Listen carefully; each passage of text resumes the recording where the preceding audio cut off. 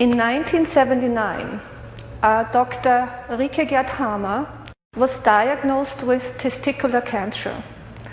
The cancer diagnosis came at a very difficult time during Dr. Hamer's life, because just a few months before he was diagnosed with cancer, Dr. Hamer's son Dirk died as a result of a tragic accident. Dr. Hamer was always a healthy man. He was never seriously ill. So he immediately wondered whether his cancer could be related to the emotional stress and the emotional pain that he was suffering over the loss of his son. At this time of his life, Dr. Hamer was head internist at a cancer clinic in Germany. So he was working with cancer patients. And he started to talk to his patients. He wanted to find out if his patients, his cancer patient, had also experienced some emotional trauma before they got cancer. And he quickly learned that all of them, without exception, had suffered what we call in German new medicine a conflict shock before they got cancer. But this, however, did not explain why Dr. Hamer's patients, and including himself, developed a very specific type of cancer. Why testicular cancer? Why breast cancer? Why colon cancer? Why lung cancer? And Dr. Hamer was determined to find out. And he had an ingenious idea. Based on the premise that all our bodily processes are controlled from our brain, Dr. Hamer obtained a brain scan of all his cancer patients. A brain scan, we have an example here, shows layers of the brain taken parallel to the base of the cranium. And Dr. Hamer compared the brain scan with his patients' medical records and their personal history. And he took particular attention to his patients' recent emotional trauma. And this is what Dr. Hamer found. Dr. Hamer found, and we're going to do this slowly, Dr. Hamer found that each cancer has its own area in the brain from where the cancer is controlled. And each cancer is linked to a very specific type of conflict shock that correlates psychologically and biologically to the same area in the brain that controls the cancer. So in other words, Dr. Hamer found a clear correlation between certain conflicts, how these conflicts manifest themselves on the organ level as cancer, and how all this is connected to the brain. So he found, for example, that lung cancer is always controlled from a very specific area in the brain stem, which is the oldest part of the brain, and that lung cancer is always linked to a death fright conflict.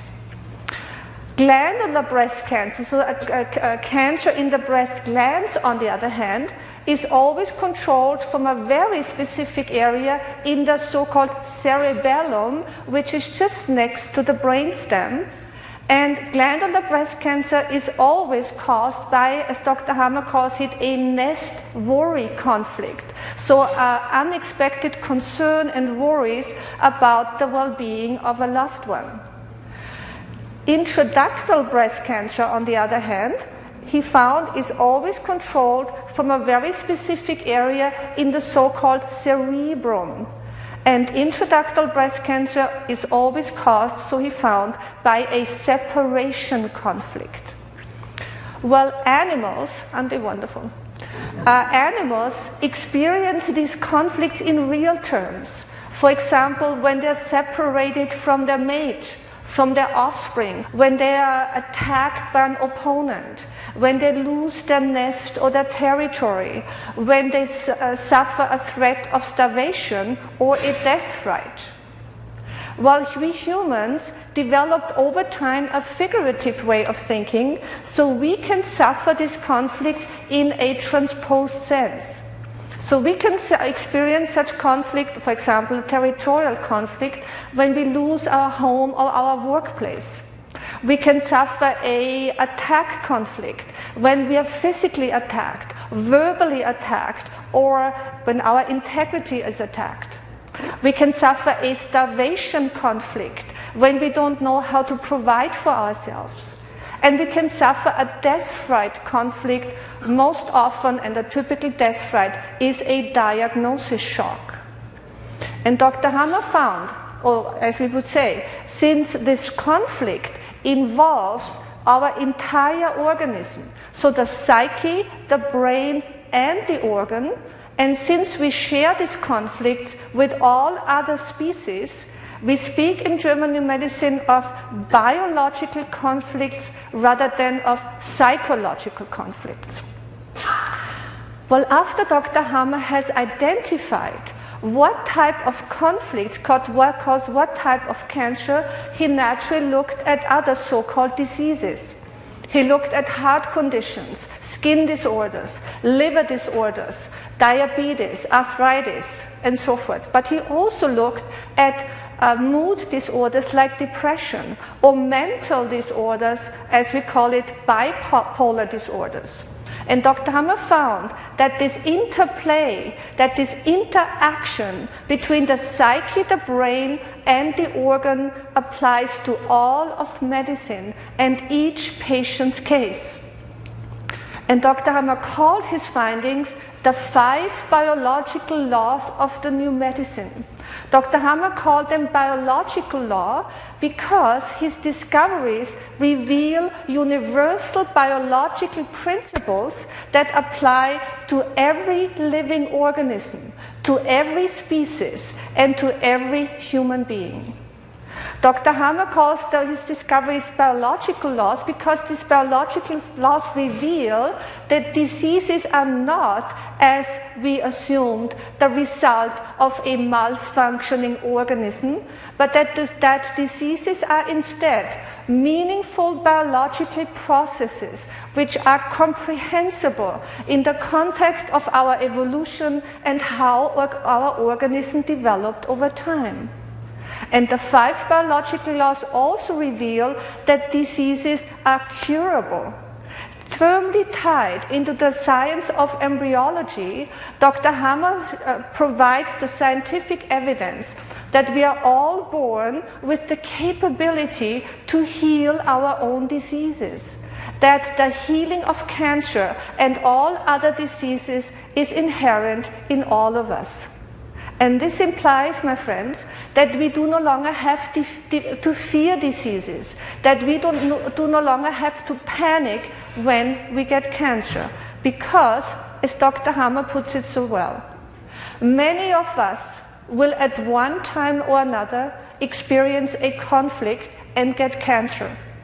But that is a normal part of life and not such a bad thing at all, once one understands the principles of the 5 biological laws.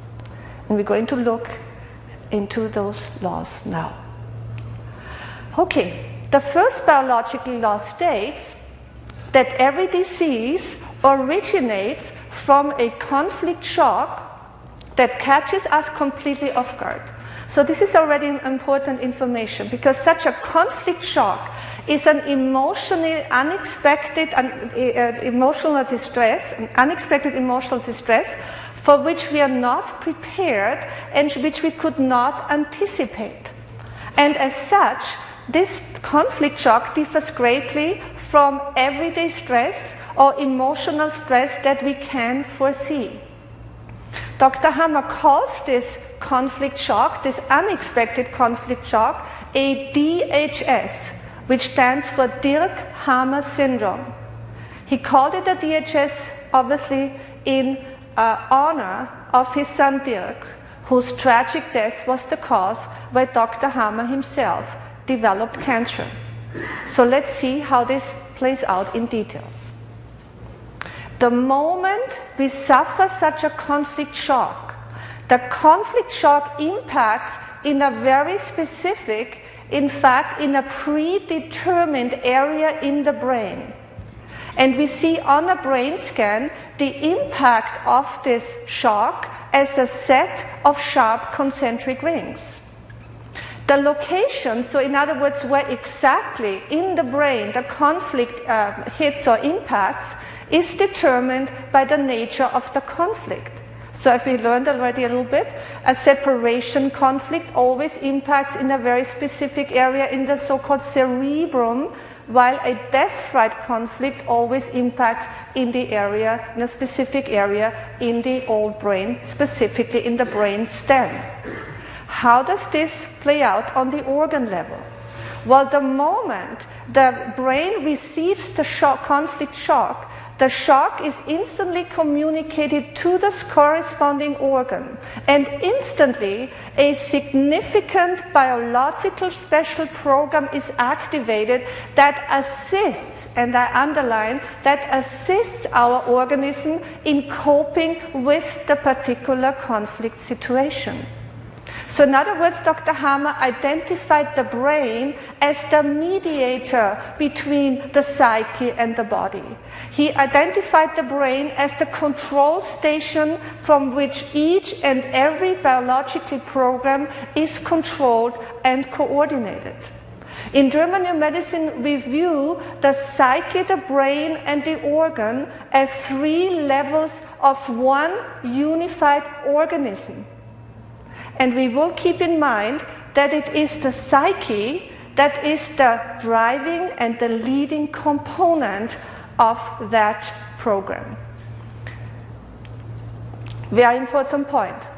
Such a conflict shock is, of course, a very subjective event. It's a very personal event. So how we perceive and experience this conflict shock is determined by our individual perception of this conflict situation, by our attitude, by our vulnerabilities, by our expectation, by our values and our beliefs. In other words, it is our subjective mode that determines how we perceive the conflict, and consequently what symptoms will manifest themselves as a result of the shock. Let's look at an example. And I'm using this example so we really understand the difference between a psychological conflict and a biological conflict. Let's say, for example, a woman is all of a sudden unexpectedly faced with the situation that her husband wants a divorce. Well, this is no doubt a separation scenario, let's call it. It is a separation scenario, but this does not necessarily mean that the woman suffers a separation conflict in biological terms.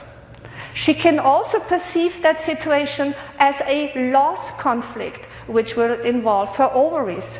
She can experience the situation as a starvation conflict if she will no longer know how to provide for herself.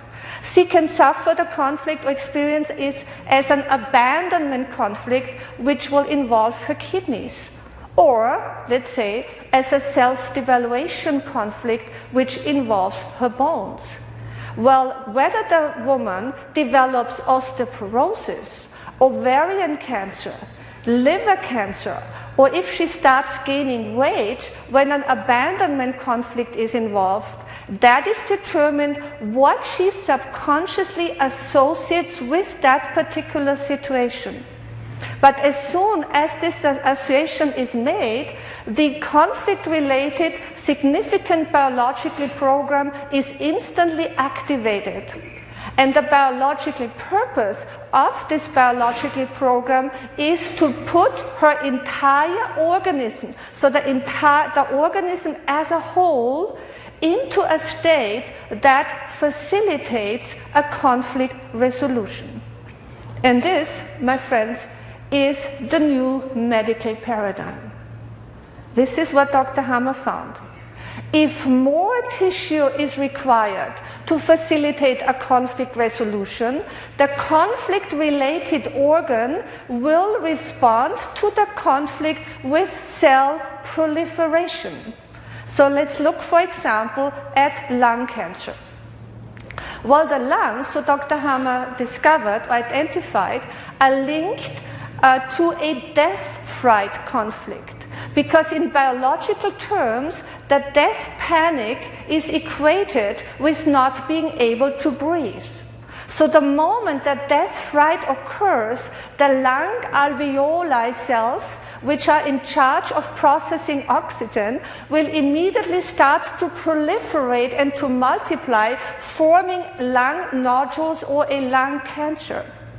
And the biological purpose of the lung cancer is to allow the individual or put the individual into a better position to cope with the death fright by increasing the capacity of the lungs. While we can suffer such death frights, or death frights can be suffered during any life-threatening situation. But as you probably understand, one of the most common death frights is a diagnosis shock, particularly a cancer diagnosis shock. So this brain scan here shows the impact of such a death fright conflict in the area of the brainstem that controls the lungs. In other words, every person who has lung cancer shows on the brain scan the impact in this particular area of the brain. In other words, it is from this area of the brain from where the lung cancer program, as we want to call it, is coordinated and controlled. So it is the death panic, it is the cancer fright, it is the cancer death panic, as I'd like to call it, that is the real reason why lung cancer is the most common cancer. And it has nothing to do with smoking. We're going to talk about toxins a little bit later. Conventional medicine calls such a lung cancer, these lung nodules, a malignant cancer or a malignant growth. But we have to realize that the term malignant used by conventional medicine is an artificial term that only indicates that the cell proliferation has exceeded an arbitrary limit. If the cell proliferation is below this limit, then the tumor is called benign. But if we learn to understand that a lung cancer is a meaningful biological process that has been successfully practiced for millions of years of evolution, then we also realize and learn to understand that the distinction between benign and malignant is actually pointless. So in German medicine, we call the phase during which this meaningful cell proliferation takes place the conflict active phase. So other biological meaningful cancers, just like lung cancer, are, for example, colon cancer, liver cancer, pancreas cancer, kidney cancer, uterus cancer, prostate cancer, and glandular breast cancer, to name a few. And we're going to talk, of course, later in more details about the glandular breast cancer.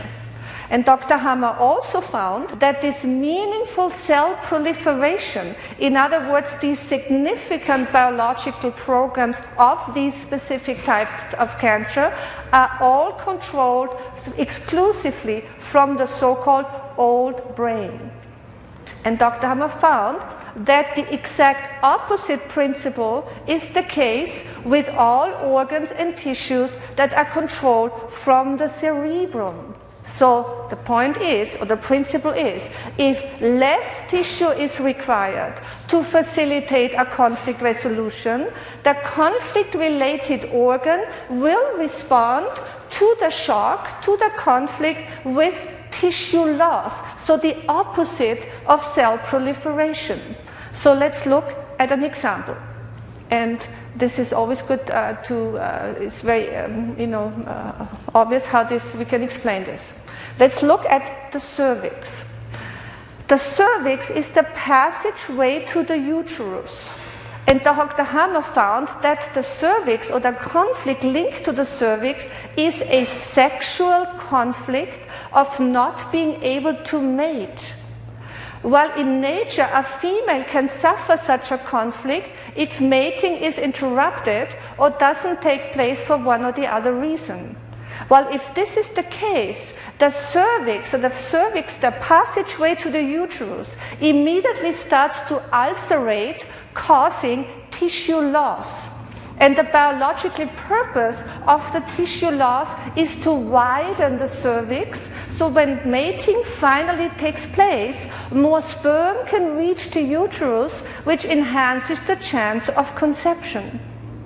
Dr. Hammer found that we women, or women in general, can suffer these conflicts as well. So for us, this translates, for example, into sexual rejection, sexual frustration, sexual abuse, or anything shocking in regards to sexuality. So we see that tissue loss serves the purpose to facilitate the conflict resolution. With other biologically meaningful tissue loss programs are linked to our skin, for example, to the stomach lining, to the lining of our bronchial tubes, to the bile duct lining, the lining of the pancreatic ducts, thyroid ducts, and milk ducts, just to name a few. This is what we call the biological compass of German new medicine. And let's look at that. Look what we have already learned. We learned that all brain-controlled tissue generate, during the conflict active phase, cell augmentation, cell proliferation, let's say as in form of a tumor. While all cerebrum-controlled tissue or new brain-controlled tissue generate during the conflict active phase a meaningful, so biologically purposeful tissue loss or cell loss. This takes us now to the second biological law. The second biological law states that every biological special program, you see we don't use the term disease any longer, we call this a biological program. So the second biological program states that every disease or every special program runs in two phases, provided there is a resolution to the conflict. And as we already learned, this program runs parallel on all three levels, and the level of the psyche, the brain, and the organ. So let's see how this all plays out as far as our nervous system is concerned. So let's look what we see here. Before we have a DHS, before we have a conflict shock, our nervous system, or we are in a state of normotonia.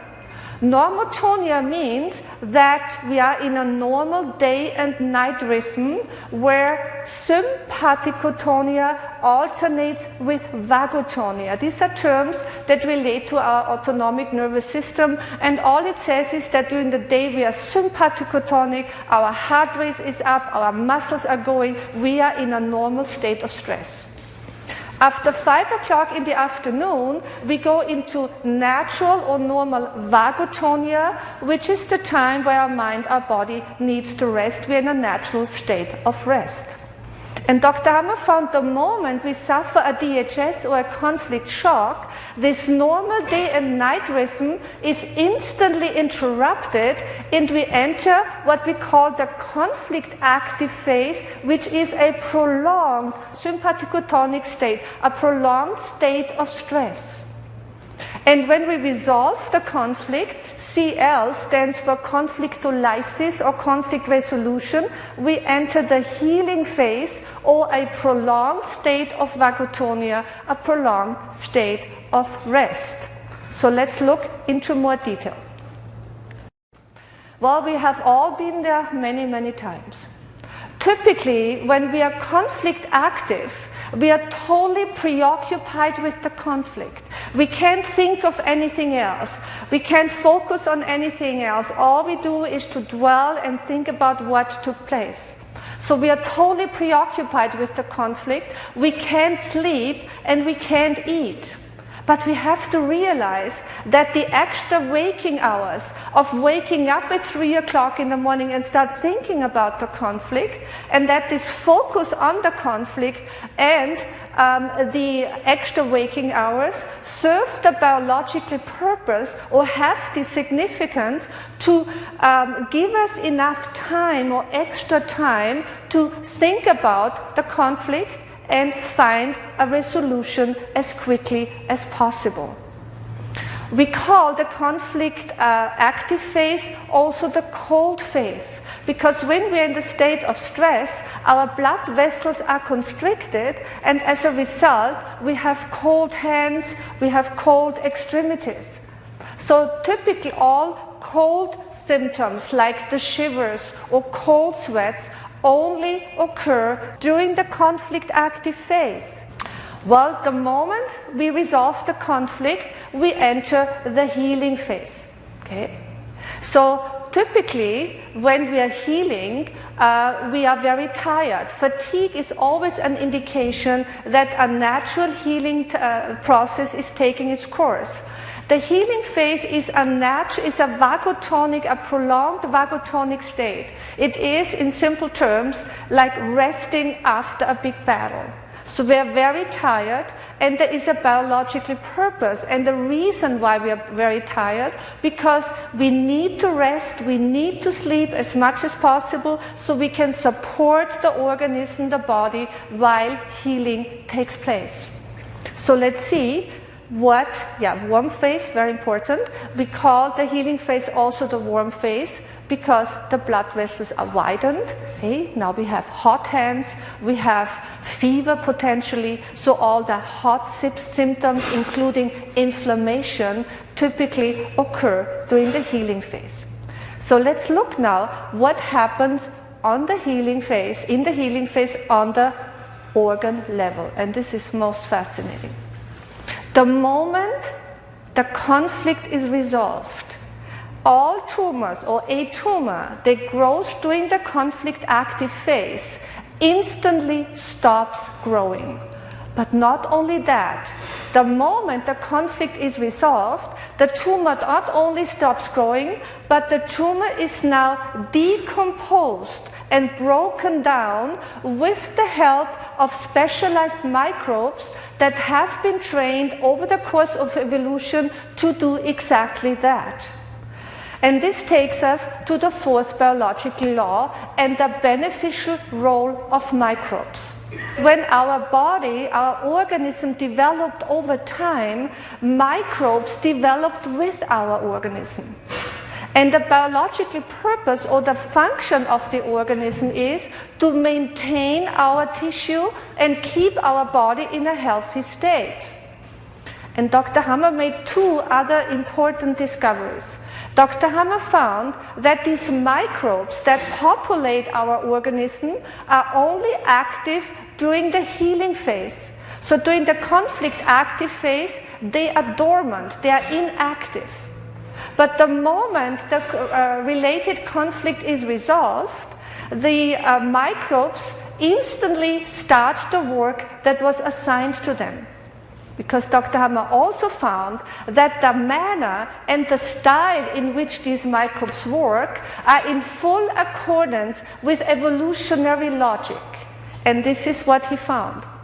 He found that fungi, like Candida albicans, we're all aware of them, like fungi or mycobacteria like tubercular bacteria are the oldest microbes. So consequently, they only populated the oldest tissue that is controlled from the oldest part of the brain. And the moment the organ-related conflict is resolved, these fungi and TB bacteria begin to remove the tumor. In other words, these fungi and TB bacteria have been trained over the course of evolution to remove the tumor. In order to understand this even better, we have to realize the following. The tumor that grows during the active phase, like a lung tumor, like a colon tumor, like a liver tumor. So a tumor that grows during the conflict active phase consists of what we would call disposable cells. Because these cells are only meant to be there for the time being. They're only there to facilitate a conflict resolution and in fact improve the function of the organ during the conflict active time. And these disposable cells, they look in size and in shape different from the original cells, and that is important. because the tubercular bacteria, they recognize them as different and decompose only those. In fact, it gets even better than that. In fact, the moment we have the conflict, the moment the DHS occurs, the tubercular bacteria multiply parallel to the tumor growth. The TB bacteria, they multiply at the same rate as the tumor grows, so that when the conflict is resolved, there will be the sufficient amount of bacteria available to decompose the tumor. So now, of course, we are seeing symptoms. Okay? During the conflict active phase, there's never a symptom. There is a tumor, there is a growth, but we will never hear about people with a liver tumor or a lung tumor or so forth that they have any pain or anything. They don't feel the tumor at all. Okay? But this changes the moment the conflict is resolved and the person goes into healing. Because the remnants of the tumor, the remnants of this decomposing process have to be eliminated, causing discharge. So tubercular discharge is therefore typically expelled when a lung cancer is in healing. It is expelled through the sputum. When a colon tumor is being removed and decomposed, the discharge and the tubercular discharge is then in the stool. If a kidney tumor or a prostate tumor is being removed, the tubercular discharge is in the urine. Often this decomposing process and breaking down the tumor process, so to speak, is accompanied with blood loss. There is potentially blood in the discharge, because we have to realize it is as I like to call it, a construction site. And these small capillaries, they break easily, causing bleeding. Of course, bleeding also always has to be watched, but how important it is to understand that all this, when there's blood in the discharge, is a part of a healing process that is taking place. Another typical symptom that occurs in the healing phase when tubercular bacteria are involved are night sweats.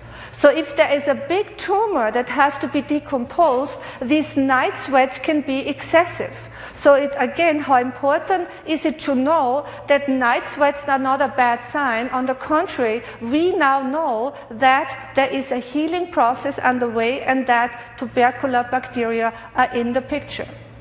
Okay?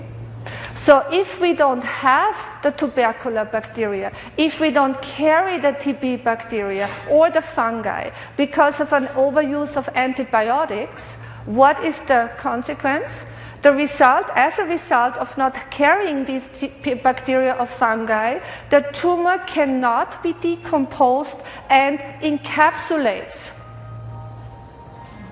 And such an encapsulated tumor can, as you can imagine, be found years later through a routine checkup. For example, through a lung X-ray, a mammogram, a colonoscopy, and so forth, right? And then, of course, it can cause new shocks, it can cause cancer shocks, and as a result, new cancers. So it is important what the biological process here is, and that we realize why the tumor cannot be decomposed. So what we also have to realize is that healing always occurs in a fluid environment. So there's always swelling, there is also edema in the area that is in the healing process. So we see swelling during the healing phase. Swelling typically causes pain. Easily, there can be inflammation during the healing phase, and fatigue and fever. So if we look at all these symptoms, discharge, pus, night sweat, swelling, pain, inflammation, fever, fatigue, we usually think that something is wrong, that we are sick. But it's quite the opposite is the case. Something is perfectly right, and we are now in a healing process, in a natural healing process. So people often ask me, say, so what is GNM therapy? Well, my friends, the symptoms, the pus, the discharge, the night sweat, the swelling, the pain, and the inflammation is already the natural healing that is taking place. And as Dr. Hammer puts it so beautifully, if the patient has been made aware of all the facts, He will no longer need to get frightened by his symptoms. He can now fully accept these as the healing symptoms they are, all of which had until now caused fear and panic. In the greatest number of cases, the whole episode will pass without any serious consequences. So the role of the GNM practitioner is to assist the patient during the healing phase, during the healing process, right? To assist him. A German new medicine practitioner will know how to support the healing process without interfering in it.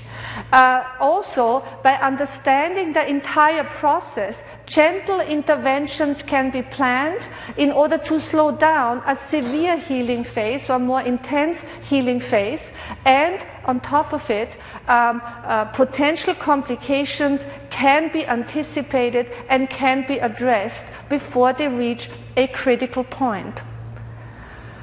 Well, with the patient and the doctor, the practitioner working together, this healing phase can in fact be a life-affirming experience for both of them. So let's look now from what we have learned to the so-called immune system. So let's look about the immune system based on Dr. Hammer's discovery that cancer is not a malignant disease but a meaningful biological process, and that microbes are in fact beneficial as they help us in the healing phase, in this case, as we learned, to decompose a tumor. Well, what is the immune system? According to conventional medicine, the immune system is a defense system against microbes and cancer cells. Thus, according to the theory, a weak immune system increases the risk of infectious diseases, we hear this all the time, and of developing cancer.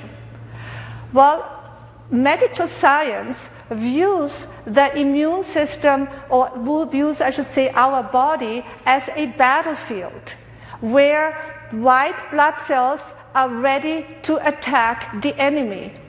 In fact, daffodils are now, symbolically of course, also turned into weapons in order to fight cancer. But my friends, if we learn to understand that cancer is a meaningful process, that microbes are our loyal helpers, then the entire construct of an immune system falls apart. There is no immune system. The immune system does not exist. What exists, however, is a perfect biological system created to support us while we are healing. And that includes the supportive function of white blood cells, of antibodies, and many other biochemical processes. You see, Dr. Hammer puts everything on its head. Because if we learn that diseases are meaningful, that these are programs that have been practiced over millions of years, we realize that most theories of conventional medicine are based on assumptions that have actually never been substantiated. So let's look further. So what have we learned? We learned that all brain control tissue cause cell augmentation during the conflict active phase, causing the certain tumors to develop. And during the healing phase, these tumors are decomposed with the help of tubercular bacteria or fungi only, exclusively with those type of bacteria. And we learned that all new brain control tissue generates a meaningful tissue loss in order to facilitate a conflict resolution. So let's see what happens now on the organ level of these tissues that cause tissue loss during the active phase. Remember, we talked about the cervix related to a sexual conflict that causes during the active phase tissue loss and widening of the cervix in order to facilitate the conflict resolution. So let's see what happens during the healing phase. Well, the moment the conflict is resolved, the tissue loss, in other words, the ulcerated area, is refilled and replenished with new cells. And it is this cell proliferation that is now diagnosed as a cancer. Because of the cell proliferation, it is diagnosed as a malignant cancer. So here we find, for example, cervical cancer, right, as a healing phase of the cervix in healing as a result of having resolved a sexual conflict. But Dr. Hammer clearly shows that the cell proliferation is nothing malignant, that such a tumor is not malignant at all, but this tumor is in fact a good sign that the tumor is now in the healing process, that the tissue loss is refilled and replenished. So nothing malignant about this, and because of the healing nature of these tumors, Dr. Hammer calls this type of tumors a curative cancer or curative cancers. Other curative cancers of this type, a bronchial cancer, lymphoma, non-Hodgkin's lymphoma, ovarian cancer, testicular cancer, intraductal breast cancer, but also we find here skin rashes, bronchitis, laryngitis, hemorrhoids, and many other conditions that are basically organs controlled from the new brain, and they are all linked to very specific type of conflicts that Dr. Hammer has discovered. And of course, typically in the healing phase again, we see swelling, there is typically pain, potentially inflammation and fever, and of course also fatigue. Again, all signs that a natural healing is taking place. So one important point to point out is the following, that the cell proliferation, so refilling the tissue loss during the healing phase, only takes place during the first phase of healing. After the so-called epileptoid crisis, which I will explain in a moment, the tumor basically degrades and slowly degrades and calcifies. And at the end of the program, the tumor is basically gone, and all we see is scar tissue and often also scar tissue on the psyche, if I may say it this way. Okay, we're going to go to the brain level and see how these programs run on the brain level. We have learned that on the psychological level, during the conflict active phase, we are preoccupied with the conflict, we can't sleep, we can't eat, right? We are totally focused on the conflict. On the conflict-related organ, we see either a tumor growth or tissue loss, depending what tissue is involved, in order to help us on the organ level to cope with the conflict and facilitate a conflict resolution. So let's see what happens on the brain level. Well, during the active phase, all we see is on a CT scan the sharp target ring configuration in the area of the brain that is involved. Physically, so on the brain level as such, physically, there is absolutely no symptom.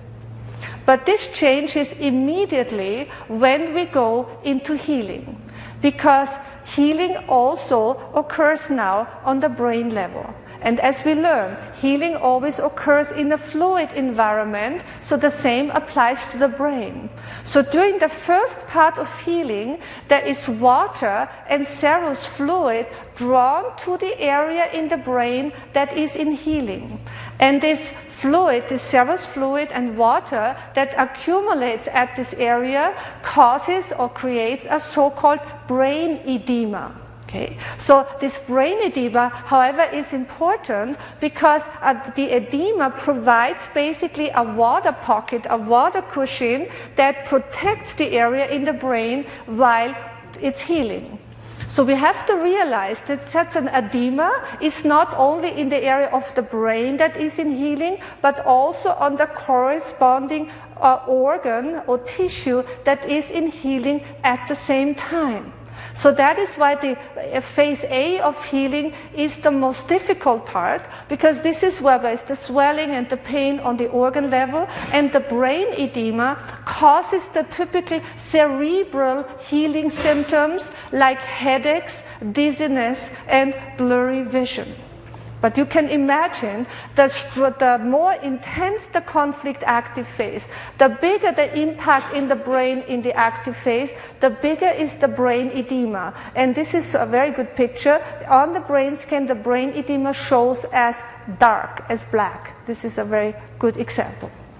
Well, at the height of the healing phase, a very important event takes place, which is the so-called epileptoid crisis. So what is that?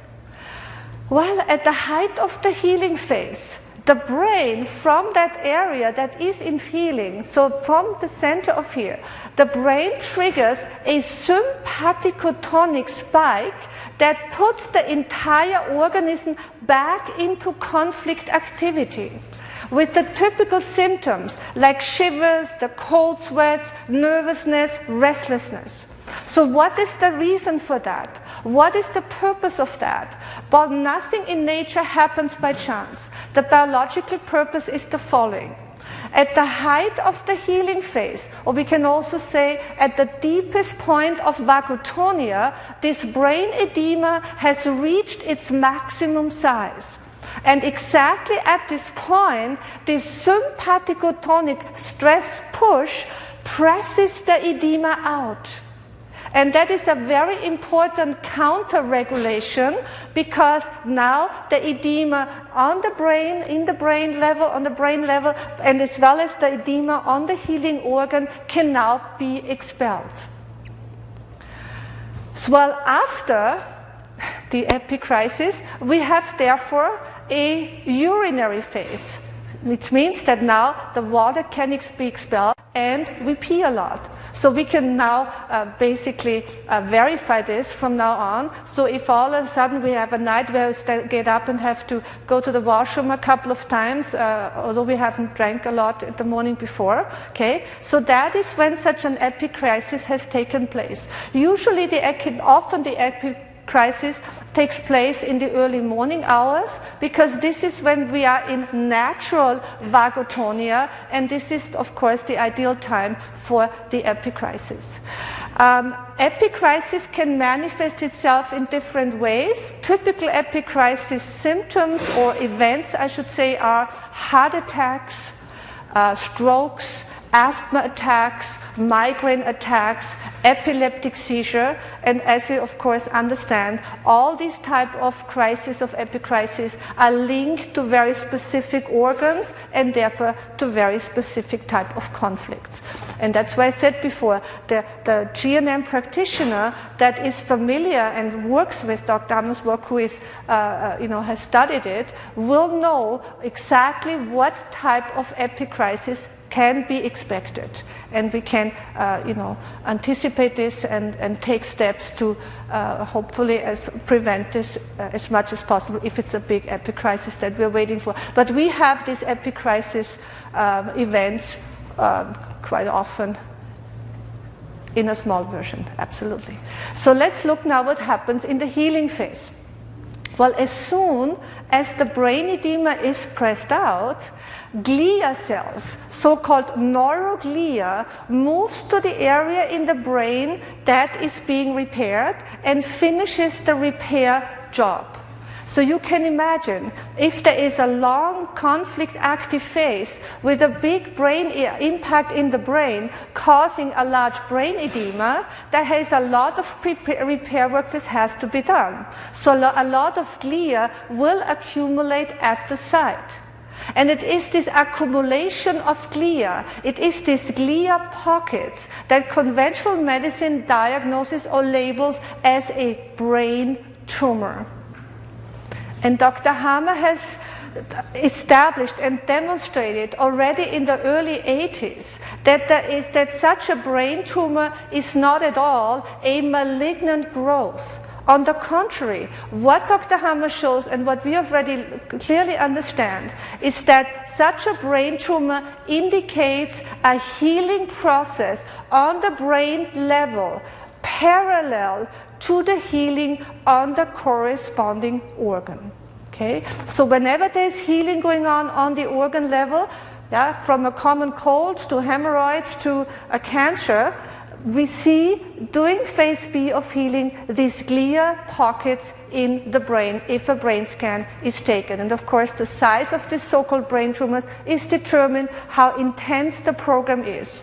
And just a couple of sentences here. This shows us the preventive aspect or value of German new medicine. Because now that we know when we are conflict active, because we have the cold hands, we are preoccupied with the conflict, we wake up at 3 o'clock in the morning and start thinking of it. Now we know it's time, I should resolve this conflict as soon as possible. If we are constrained because we can't leave our workplace, we can't leave a difficult relationship, we should try, as we call it, to downgrade the conflict. Downgrading means to minimize the conflict mass, because remember, the psyche, the brain, and the organ work as one unit. And it is the psyche that is the leading component of the unit. So if we downgrade this emotionally and psychologically, then the program will be lighter, so to speak, not as intensive, and we can prevent more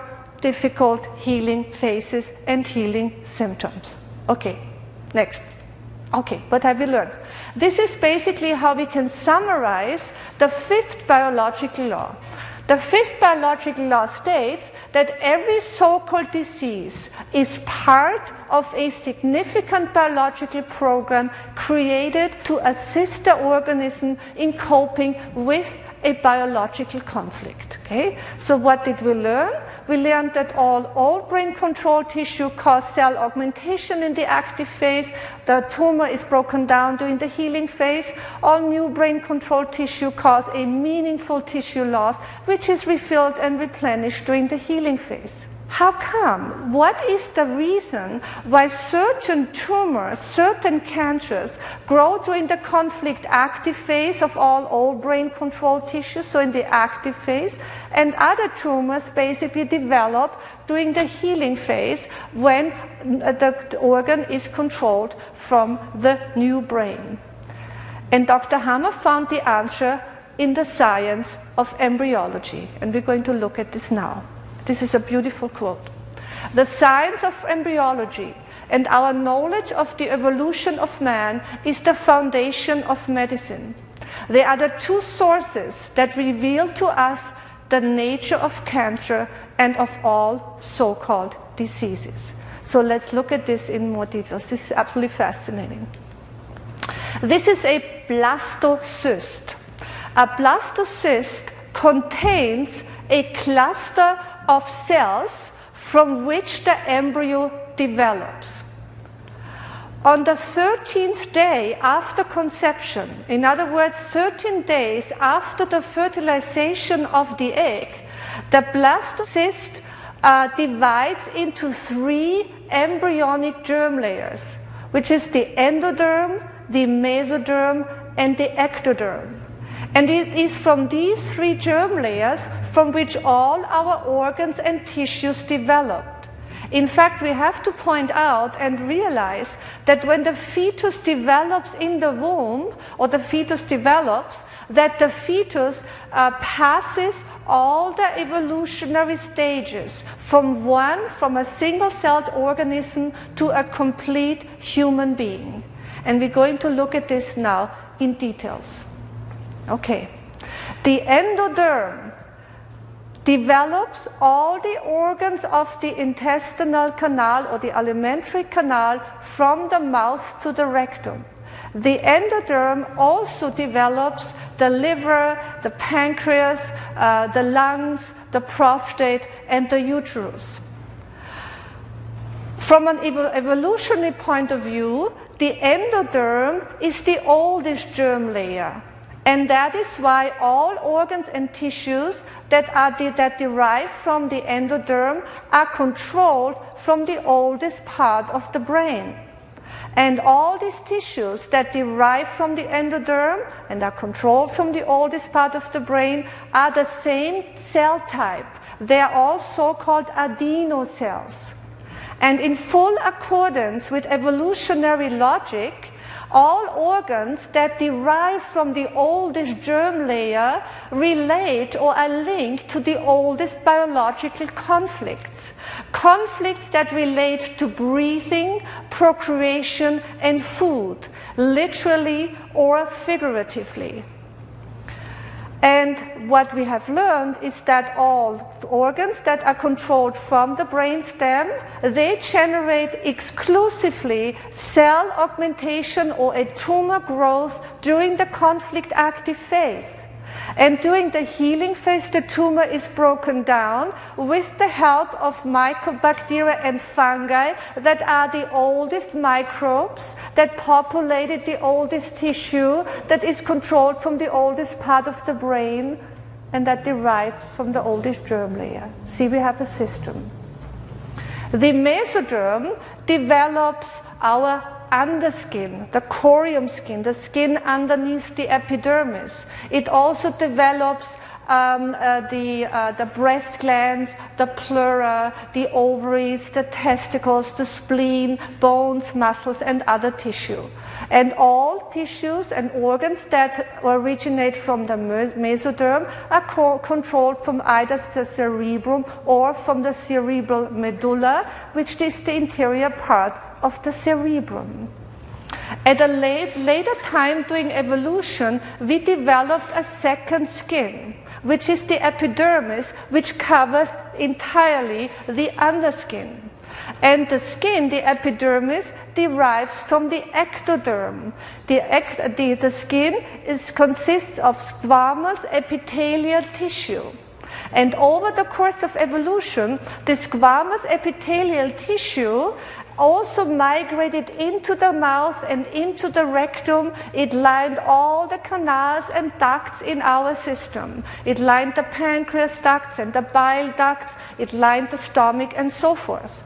And being the youngest tissue type that derives from the youngest germ layer, all these organs and tissues that derive from the ectoderm are exclusively controlled from the youngest part of the brain, which is the cerebral cortex. And accordingly, these tissues relate to more advanced biological conflicts like separation conflicts, territorial conflicts, identity conflicts, and so forth. And all these tissues, as we have learned, they generate a meaningful tissue loss during the conflict active phase, which is refilled and replenished during the healing phase. So Dr. Hammer's discoveries, as we so beautifully see, they provide us with a complete biological system that explains not only the cause, but also the natural healing of diseases in the context of how our organism developed over time. And the beautiful thing is that this complete biological system does not only apply to us humans. All species, whether fish, reptile, mammal, or humans, respond to the same type of biological conflict with the same biological program. In other words, every species responds to a death-fright conflict with the proliferation of lung cells. Every mammal responds, or female mammal, responds to a nest worry conflict with the proliferation of breast gland cells. Last thing before the quick break. Based on what we have learned, based on that cancer and diseases are not something out to kill us, right? If nature were designed to produce cancer cells in our body to kill the organism, we would not be sitting here, right? So let's look from that new understanding, based on this new paradigm, to the question if toxins can, in fact, cause cancer. While the theory that toxins cause cancer is a widespread belief, and it also causes a lot of fear, adding to the fear that is already associated with cancer. While this does not say, or we are not suggesting, that toxins are harmless. Toxins in our food, in our environment, environmental toxins, smoking, etc., of course deplete the body, deplete our organism of energy.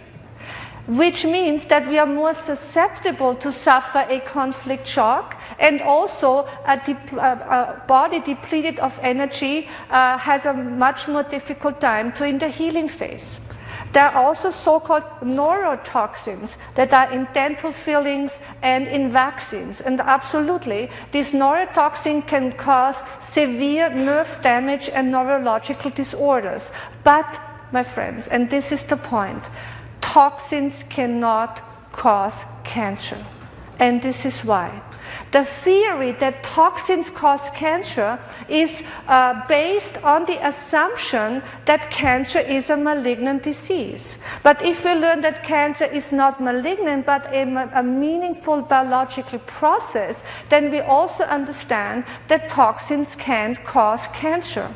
Also, when we learn to understand that cancer originates in the psyche and that each cancer is controlled from a very certain area in the brain that acts as a mediator between the psyche and the body, then we also understand that toxins cannot cause cancer.